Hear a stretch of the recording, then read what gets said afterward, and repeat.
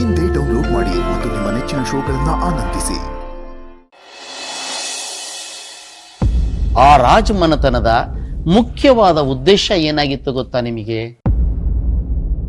ಈ ದುರ್ಗಾಪುರದ ದೇವಸ್ಥಾನನ ಮತ್ತೆ ದೇವಿಯನ್ನ ಪ್ರಾಣಕ್ಕಿಂತ ಹೆಚ್ಚಾಗಿ ರಕ್ಷಣೆ ಮಾಡೋದು. ಆ ಇಬ್ಬರು ಅಕ್ಕತಂಗಿರು ಮತ್ತೆ ಅವರ ಗಂಡ ದುರ್ಗಾದೇವಿಯ ಪರಮ ಭಕ್ತರಾಗಿದ್ದರು. ಅವರ ಪ್ರೀತಿಪರತೆ, ಒಳ್ಳೆಯ ಆಡಳಿತ ಇಡೀ ಸಾಮ್ರಾಜ್ಯವನ್ನ ಸುಖವಾಗಿ ಇಟ್ಟಿತ್ತು. ಆದರೆ ಒಂದು ಕರಾಳ ದಿನ ಆ ಸುಖಕ್ಕೆ ಸಂಸ್ಕಾರ ಬಂತು.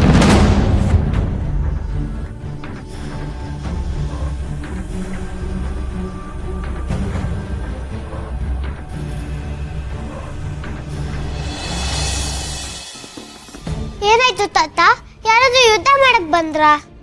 ಹೌದಮ್ಮ, ಒಬ್ಬ ಕ್ರೂರ ರಾಕ್ಷಸಿ ಆ ದೇವಸ್ಥಾನದ ಮೇಲೆ ದಾಳಿ ಮಾಡಿದ್ಲು.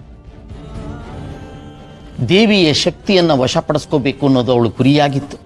ದೊಡ್ಡ ಸೈನ್ಯ ತಗೊಂಡು ದೇವಸ್ಥಾನ ನಾಶ ಮಾಡೋದಕ್ಕೆ ಅವಳು ಮುಂದಾದ. ಆಗ ಈ ಇಬ್ಬ ಅಕ್ಕ ತಂಗೀರು ಮತ್ತೆ ಆ ರಾಜಕುಮಾರ ಹೆದರದೆ ಅವಳನ್ನ ಎದುರಿಸಿ ಯುದ್ಧ ಮಾಡಿದ್ರು. ಆ ದೊಡ್ಡ ಸೈನ್ಯವನ್ನ ಓಡಿಸಿದ್ರು. ಅಷ್ಟು ಶಕ್ತಿ ಇತ್ತ ಅವ್ರಿಗೆ?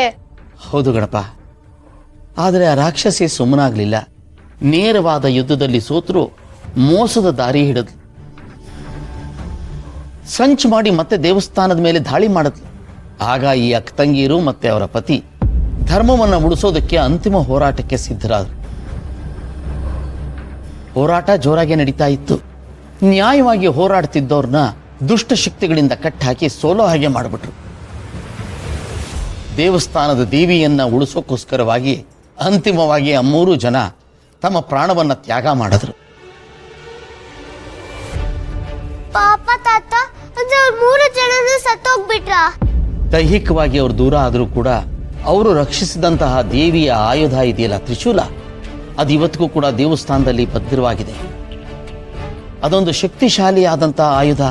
ದುರ್ಗಾಪುರದಲ್ಲಿ ಒಂದು ನಂಬಿಕೆ ಇದೆ, ಯಾವಾಗ ಭೂಮಿ ಮೇಲೆ ಆ ಧರ್ಮ ಹೆಚ್ಚಾಗುತ್ತೋ, ಯಾವಾಗ ರಾಕ್ಷಸಿಯ ನೆರಳು ಮತ್ತೆ ದೇವಸ್ಥಾನದ ಮೇಲೆ ಬೀಳುತ್ತೋ, ಆವಾಗ ಆ ಶಕ್ತಿಶಾಲಿ ಆಯುಧ ಮತ್ತೆ ಅದನ್ನು ಕಾಯುವ ರಕ್ಷಕರು ಮತ್ತೆ ಮತ್ತೆ ಹುಟ್ಟಿ ಬರ್ತಾರೆ ಅಂತ.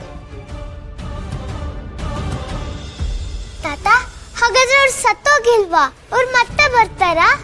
ಹೌದಮ್ಮ, ದುಷ್ಟಶಕ್ತಿಯನ್ನ ಸಂಹಾರ ಮಾಡೋದಕ್ಕೆ ಅವರು ಮರುಜನ್ಮ ಪಡಿತಾರೆ ಅನ್ನೋದು ಈ ಮಣ್ಣಿನ ನಂಬಿಕೆ. ಗೀತಾ